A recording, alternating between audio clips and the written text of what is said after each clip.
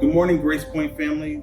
My name is Corey, and this is my lovely wife, Sarah, and our beautiful daughter, Isabella. And we're just happy that you made Grace Point Online your house of worship this morning.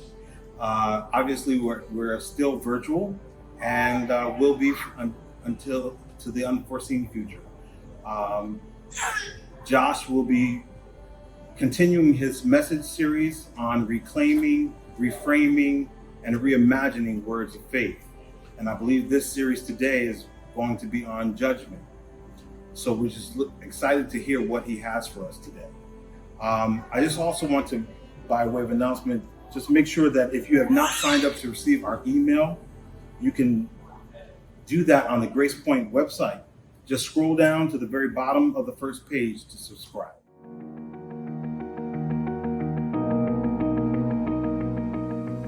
welcome to Grace Point. We are a progressive Christian church, loving our community by gathering in our homes. Even as we practice social distancing, we're asking big questions about what it means to be human, what it means to love our neighbors, and what it means to follow Christ. We're cultivating a safe virtual space to deconstruct or reconstruct, to question and to grow. We are welcoming, affirming, and fully inclusive. Because who you are and who you love are celebrated here. While we may be physically apart from one another, we believe we're never truly alone. you are never alone. We're together in this. We're together in this. So even though we can't give you a hug just yet, We want you to know that you are beloved. You are included. and you are affirmed. Welcome to Grace Point. Welcome to Grace Point. Welcome home. Welcome home. Welcome home.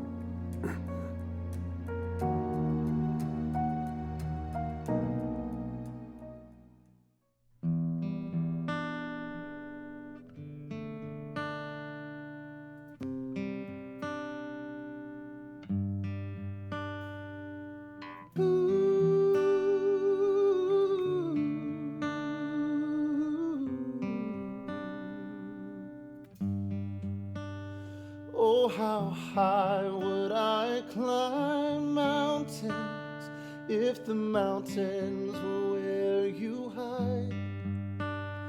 Oh, how far I'd scale the valleys if you graced the other side.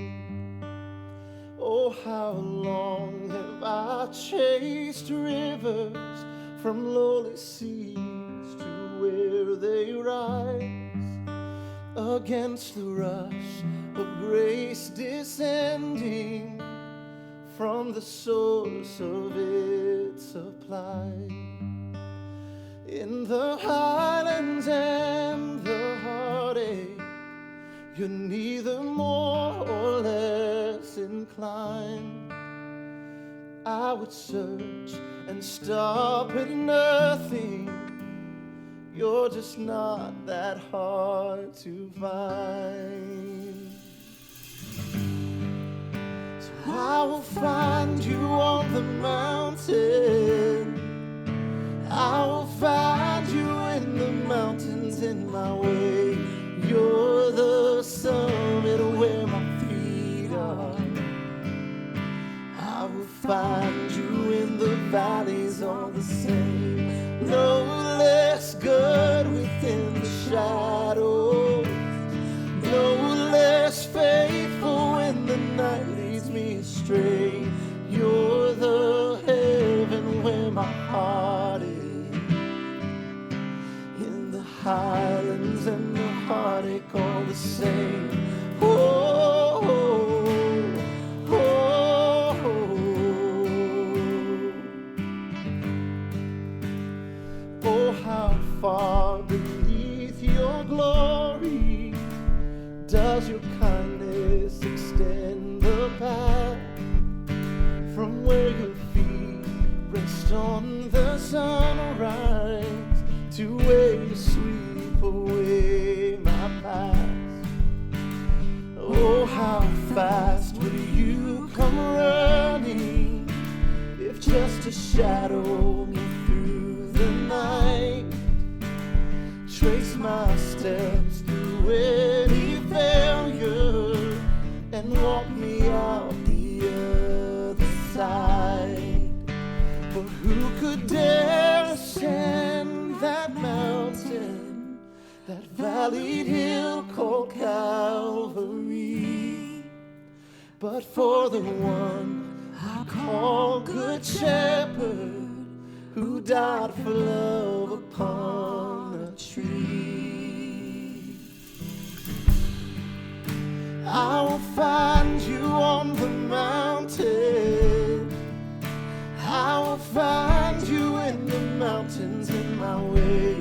You're the summit where my feet are. So I will find you in the valleys all the same. No less good within the shadows. No less faithful when the night leads me astray. You're the heaven where my heart is. In the highlands and the heartache all the same. Oh, oh, oh, oh. Whatever I walk through, wherever I am, your love can move mountains wherever I stand.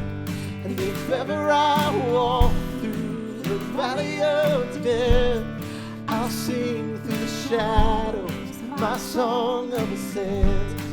Whatever I walk through, wherever I am, your love can move mountains wherever I stand. And if ever I walk through the valley of death, I'll sing through the shadows my song of ascent. From the gravest of all valleys come the pastures we call grace, a mighty river flowing upwards from a deep but empty grave. I will find you on the mountain, and I will find you in the mountains in my way. You're the summit where my feet are. So I will find you in the valleys all the same. No less good within the shadows, no less faithful when the night leads me astray. You're the heaven where my heart is, in the highlands and the heartache all the same. Hello, Grace Point. We have enjoyed 4 weeks of GP Kid-led announcements. Thank you to Benj, Cohen, Chloe, and William for leading. I thought I'd stop in this week to say hello. Inviting the voices of our GP kids, GP youth, and those who care for them into spaces like this is not only fun, but important work. We value those who we are in community with and their voices, and we believe it's important for our kids to see themselves represented. With that said, if your GP kid or GP youth would like to participate in our Sunday moment or our Thursday story time, please let me know. I would love to include them.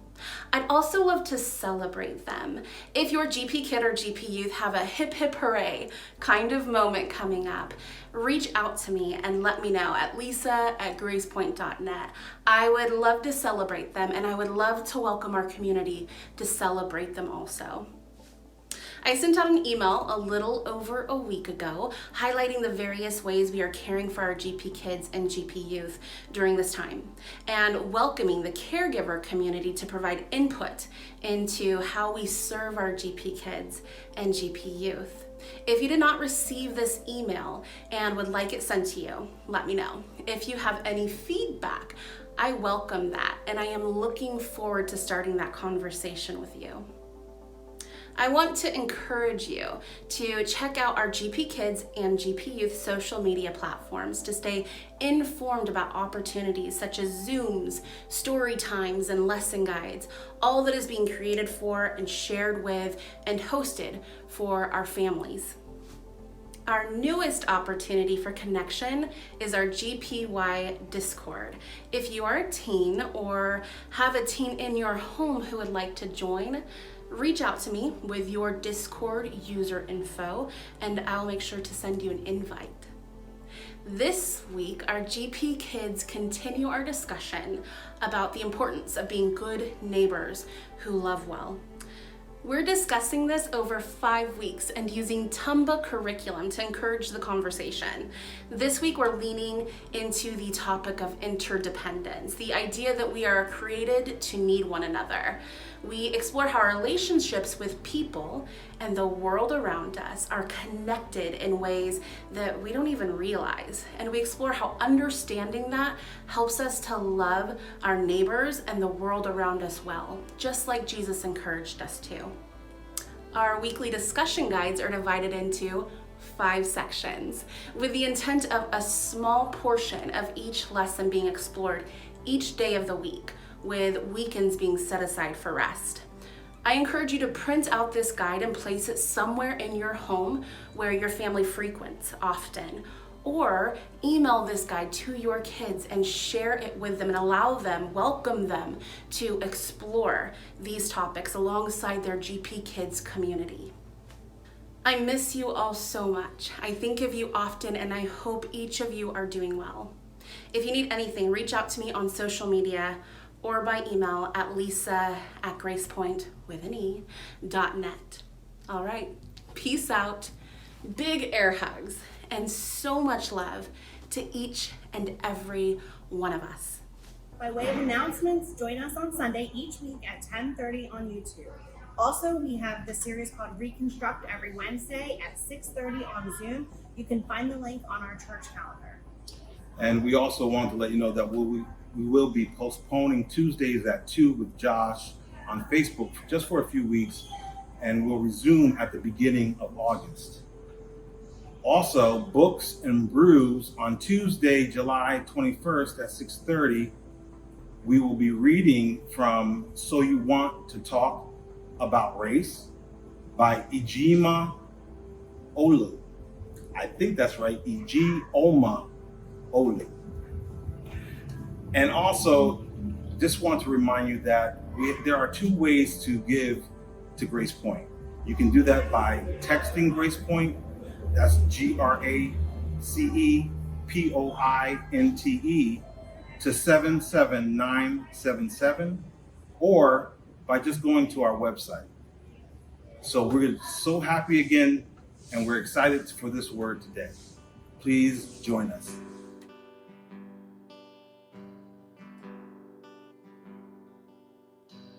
Blessed are the ones who do not bury all the broken pieces of their heart.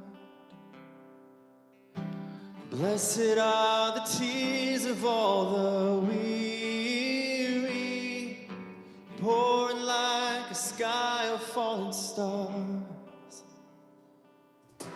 Blessed are the wounded ones in mourning, brave enough to show us all their scars. Blessed are the hurts that are not hidden, open to the healing touch of God. The kingdom is yours. The kingdom is yours. Hold on a little more. This is not the end. Hope will be restored. Peace will come again. Blessed are the ones who walk in kindness, even in the face of great abuse. Blessed are the deeds that go unnoticed, serving with unguarded gratitude. And blessed are the ones who fight for justice, longing for the coming day of peace. Blessed is the soul that thirsts for righteousness, welcoming the last, the lost, the least. The kingdom is yours. The kingdom is yours. Hold on a little more. This is not the end. Hope will be restored. Peace will come again. The kingdom is yours. The kingdom is yours. Hold on a little more. This is not the end. Hope will be restored. Peace will come again. Oh.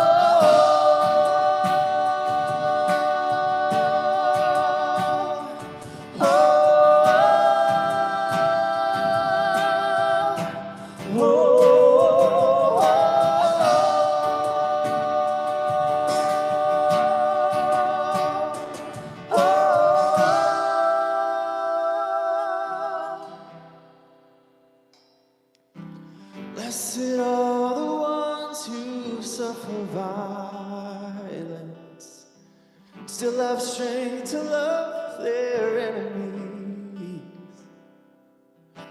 Blessed is the faith of those who persevere. As though they fall, they'll never know defeat. The kingdom is yours. The kingdom is yours. Hold on a little more. This is not the end. Hope will be restored. Peace will come again. The kingdom is yours. The kingdom is yours.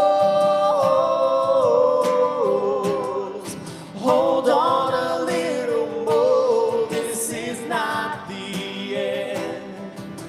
Hope will be restored. Peace will come again. Hold on a little more. This is not the end. Hope will be restored. Peace will come again. Good morning, Grace Point. It is so great to see you today, especially those of you joining us for the first time, wherever in the world you're watching and whenever you're watching. We're just thrilled you're here. Today we're going to continue our series on reimagining, reframing, and reclaiming the language of faith. And this sermon, this teaching, this message, whatever you want to call it, this talk is a two-parter. We'll begin it today, and it'll carry over into next week. So today we're going to start talking about judgment, and next week we're going to talk about justice. I think that these two talks will sort of bridge and really address both of them. So I recently happened upon some interesting data, and it was a poll from the Religion News Service from March of 2019. And it was a poll essentially listing different religious groups and the percentage of Americans that identified with those religious groups. And there were a few that were really interesting. First, evangelicals came in at 22.5%. That's the number 3 highest religious group or affiliation. It feels like there are more of them than that, but that's the number. Catholics came in at 23%, so just slightly ahead of evangelicals, and they were the second largest group.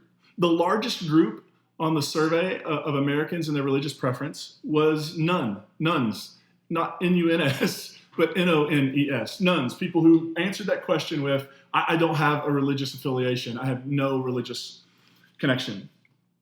When you begin to dig through that data, because I found it really interesting, what you begin to discover is that one of the major reasons people have switched from one of those religious boxes to maybe the no religious box is when they leave church. One of the biggest sort of exit polls says that Christians are hypocritical and judgmental.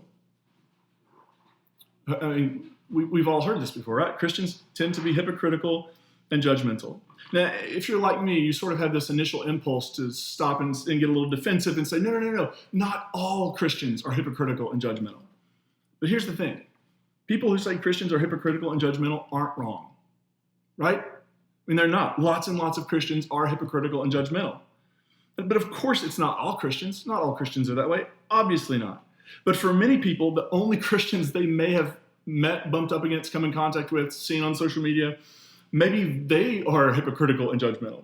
So if we want to change the perception, then we have to grapple with where, if, or how the idea of judgment fits into a progressive Christian lens. Maybe the best place to start is with some familiar words from Jesus. This section is part of the Sermon on the Mount, which is sort of Jesus' teaching where he's riffing on the Torah, he's riffing on the Jewish law.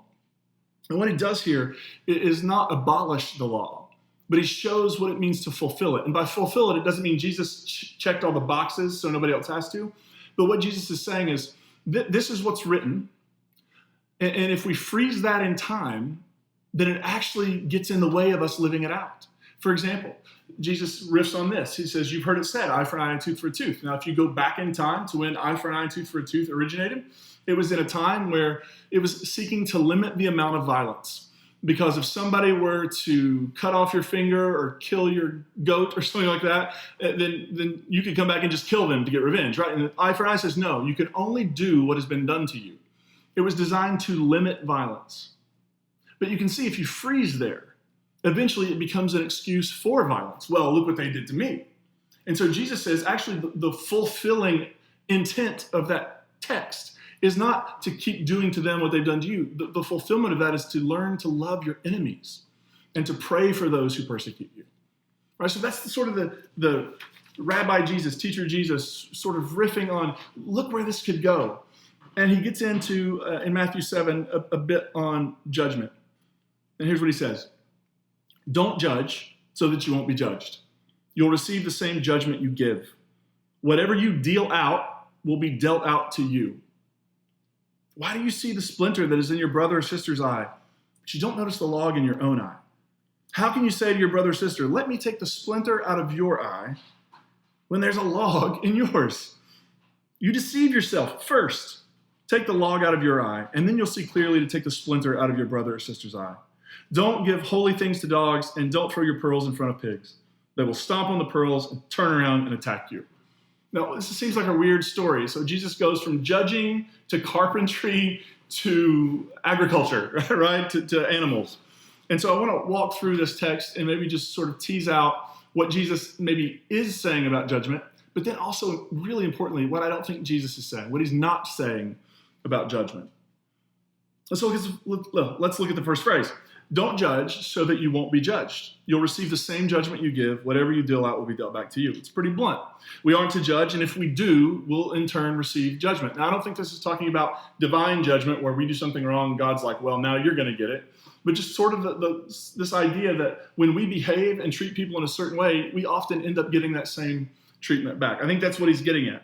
Now, the word judge here is a form of the Greek word krino, and it means to separate, put asunder. And I really think we should bring the word asunder back. That just has a ring to it. Put asunder, to pick out, select, choose, to approve, esteem, to prefer, to be of opinion, to deem, to think, to determine, resolve, decree, or to judge, right between right and wrong.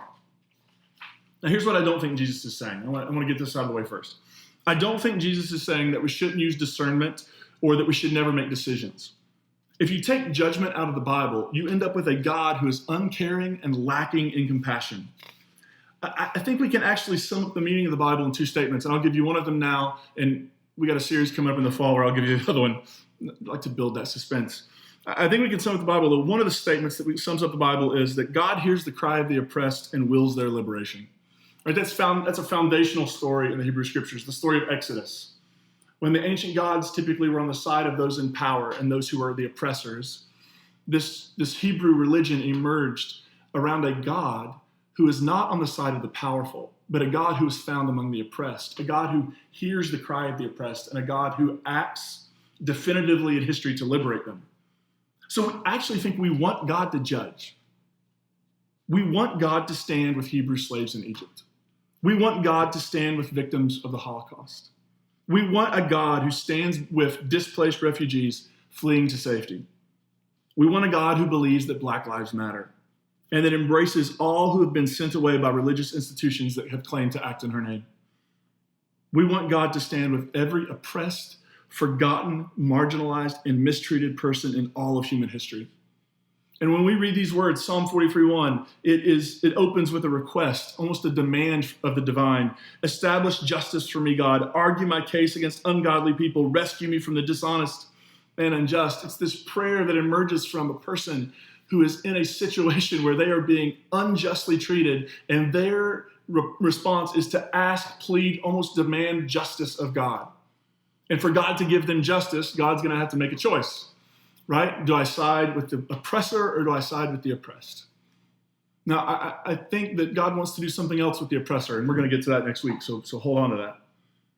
Those who have been oppressed and experienced injustice cry out for justice, and that means that judgment is needed. God sides with the oppressed. In this case, the only people who have a problem with judgment in this sense are those who have chosen the wrong side of history. So I want to be clear that this kind of judgment needs to stick. We need it. Because it's how we begin to engage and rectify the injustices of the world. And next week, we're going to look at this understanding of judgment and how it relates to justice, because I think that in the progressive movement, we have a serious issue when it comes to justice. And so we'll talk about that next week. We'll pick that thread back up. When we throw judgment around, like in this sense, that Christians are too judgmental, I don't think people mean Christians are really into the God of justice who is working for the poor and the oppressed. I think what they're saying is, judgmental. I think when we say judgment, we tend to mean judgmental, which isn't siding with those who've experienced injustice. It's the judgmental kind of judgment is about shame, condemnation, and control. I love these words from Frederick Del Brunner. Don't judge is open to several interpretations. It certainly does not mean don't discern or do not think. For the next psalm immediately commands disciples to distinguish dogs from holy things and pigs from pearls. And the warning at the end of the chapter tells us we must discern false from true prophets by their fruit. All discernment involves the formation of judgments. We are asked to surrender the judgment of condemnation. We are not to make final judgments on anyone, nor to speak assuredly of people's real character, nor to pretend we know God's verdict on other people's lives. I think he's getting at something here.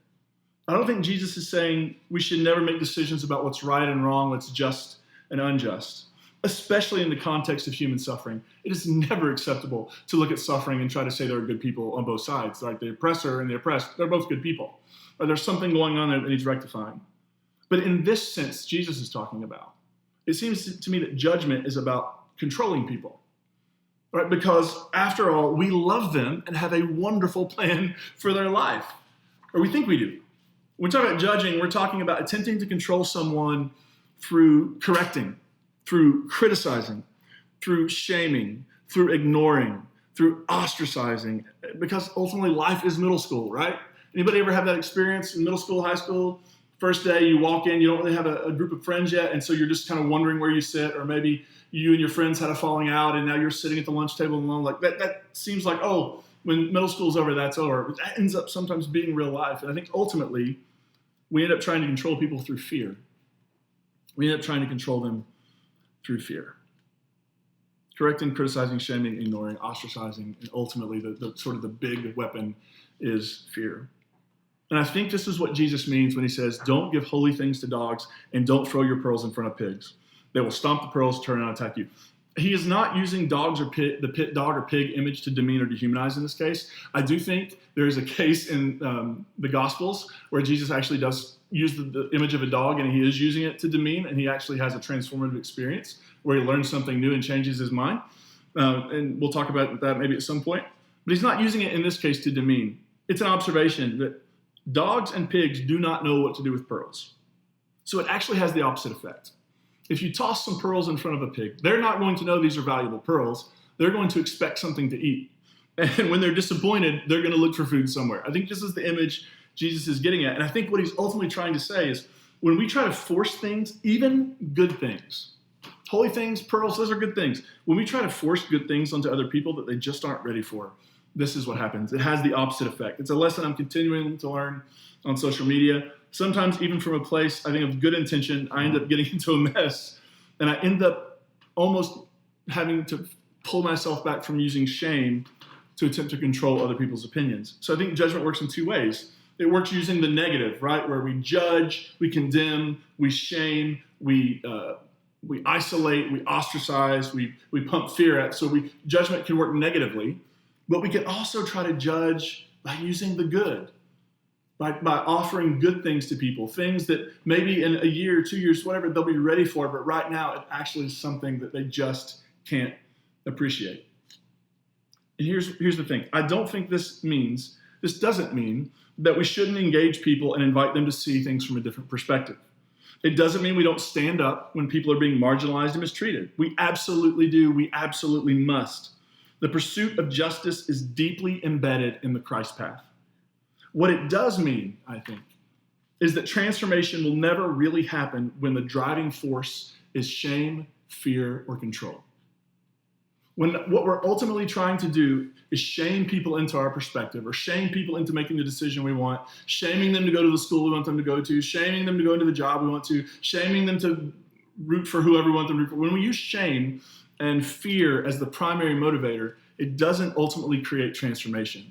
It can create a kind of acquiescence. It can create a kind of, well, I'll just do this to get them off my back. But it doesn't actually lead transformation. It's one thing to invite, to teach, to critique, and call to repentance. I think we should do all of those things. Invite, teach, critique, call to repentance. Call something out when it needs to be called out. It is another thing to try to subvert the transformation process by just getting people to do what we want externally, at least, right? Like just look like you're doing what we want, while disregarding the internal, while disregarding what's going on in the heart. I remember this so vividly growing up, being in churches and being in the congregation, and at the end of the sermon, which was often fiery and calling for judgment on us, and every head would be bowed and every eye would be closed, and they would start singing a hymn or Just As I Am or Amazing Grace, or when we really went liberal, Shout to the Lord or something like that. And we would be standing there and they would start to ask questions. Every head bowed and every eyes closed. If you were to die tonight, where would you go? Where would you spend eternity? And I can remember the specific night when I sort of broke and went down front was because one of the people who were leading the revival told this story about someone dying prematurely, a young person, and they said, there's a good chance that somebody in this room tonight will not make it home alive. And I thought, there's not that many people in here. The odds are not ever in my favor. I got to do something here, right? And the reality is that what happened that night wasn't transformation. I wasn't committing myself to a way of life.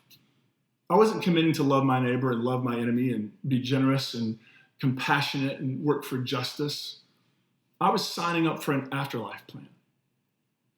And that sign up for an afterlife plan ended up being sort of the main thing the main product we offered to the world was we can get you into a really sweet situation in the afterlife. And yet we ended up trying to sort of hawk Jesus like Jesus was a bad used car. Like, don't look under the hood, just trust, right? Don't ask any questions, just believe. And if you believe and you pray this prayer and you get baptized and you sign this document, you're in for good. I can remember being a youth and volunteering at VBS, and every Thursday night, there'd be this moment where somebody would come around and literally scare the hell out of the children.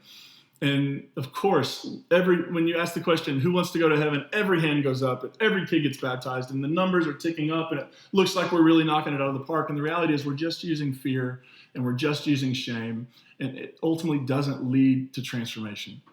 In this context, for a lot of people, it led to trauma. It led to a lot of religious trauma.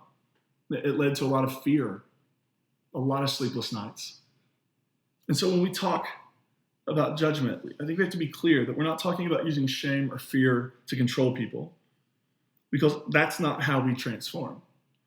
We cannot be judged or controlled into things for them to be real and transformative. I don't know about you, but did you ever get into something because it was fashionable that you found it really uncomfortable? And yet you would do it anyway, but just because everybody else was doing it. But deep down you thought, I don't know why we're doing this. And I bet everybody else wearing the uncomfortable thing, doing the uncomfortable, I bet they were thinking it too, right? We have this sense to just want to appear. And the reality is that's not where transformation happens in the appearance. It doesn't happen when we check all the boxes. Transformation is a journey of the heart.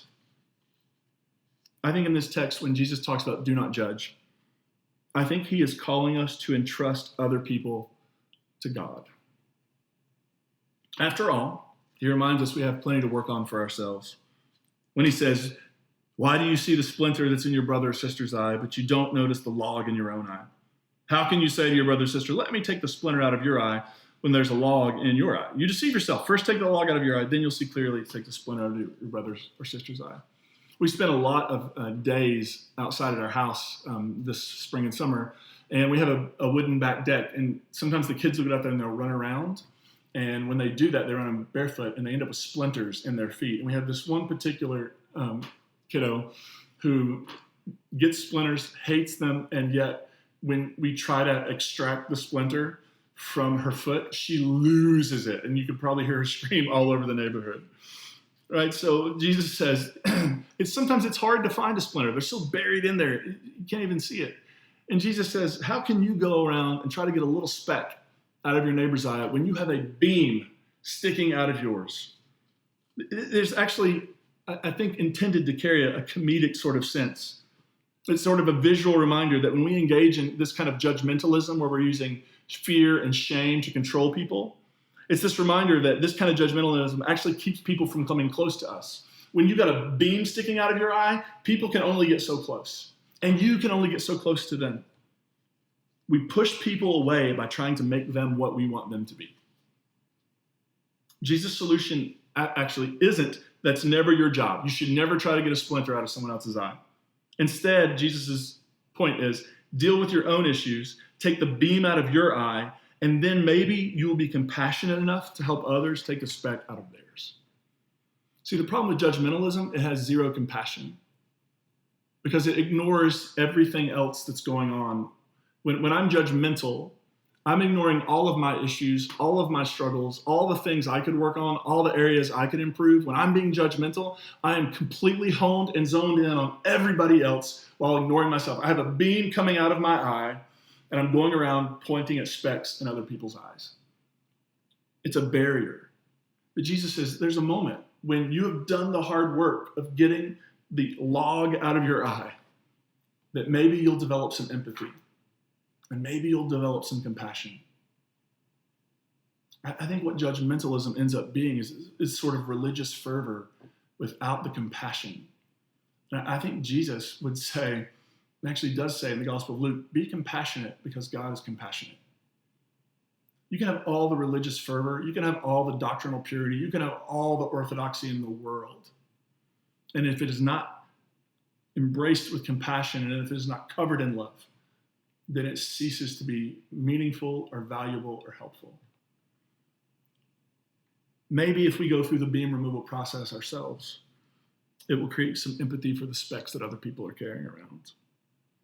Jesus' solution to our judgmental tendency is for us to entrust others to God. And I think this is why we struggle with it, and this is where we're going to pick it up next week. I think we struggle with turning people over to God and essentially saying, God, it's not my job to make the final say on them. It's your job. I think the reason we're worried about that is because we're concerned that God won't act the way we hope. We're concerned that God may let them off easy. And so we're going to kick and look at that next week. But as we sort of wrap this up today, I want to leave you with a couple questions. Can I entrust other people to God? Is that a thing I can do? Is that a thing I can begin to try to do?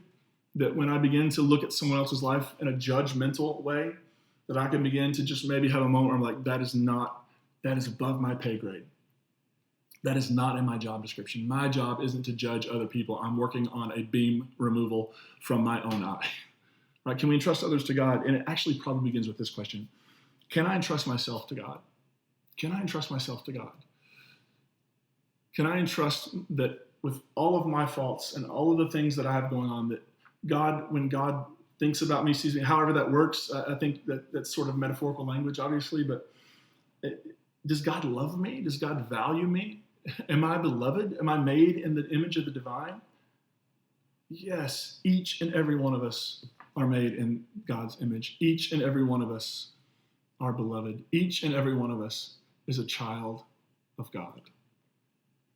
And when I can begin to entrust God with me and making sure that the people who've wronged me over here, making sure that this thing that happened over here, when I can begin to say everything is not under the purview of my control, when I can begin to just rest in my identity as beloved, and I can begin to do the own work, the interior work, the journey of beam removal in my own eye, that's when I can really begin to be compassionate and empathetic and begin to join in the work of healing the world. That's our job, Grace Point. That's our work. Not to be judgmental, but to be people who are entrusting ourselves and entrusting others, even our enemies, entrusting them to a God who has called each and every one of us beloved.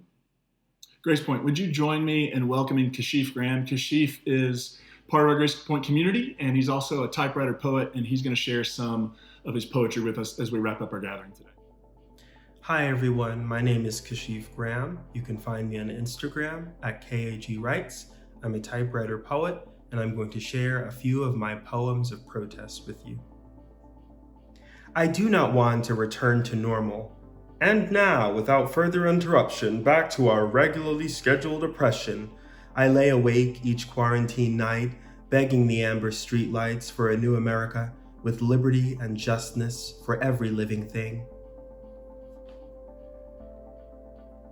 Can't we all just get along? Yes, but first the roots, pull them up, the principalities, call them down by name. Let us stomp our feet together in the name of the God of equity. Stomp our feet together, bring this whole house tumbling down.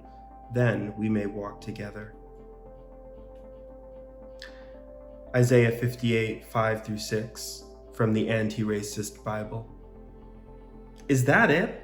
Just one day of pushing against white supremacy, of rushing towards your black neighbors with wet words in your hands? I am sorry, now I can see. This is the work the universe wants. Go get your well-worn traveling shoes, your big tent, good food, water. It's a long way. Finally, I'd like to offer you a queer prayer. Our Mother, who art in the universe, slaylicious is your name. Thy queendom come, thy will be done, in the universe as it is in our minds.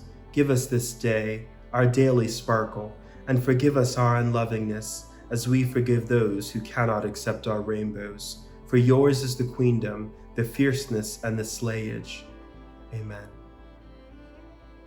Grace Point, thank you so much again for being here with us today. We're so thrilled to have been able to share this time with you. Just a reminder, next week we're going to follow up this week's teaching with another teaching that will touch a little bit more on justice in the sense that we began with today, which is God acting on behalf of the oppressed and poor and willing their liberation. And we're going to ask what that has to do with justice. And when the Bible talks about justice, what kind of justice is it talking about? And how might that understanding of justice transform the way we interact with each other and interact with the world around us? Thanks so much for being here. Hope you have a good week, Grace Point. We love you. Grace and peace be with you.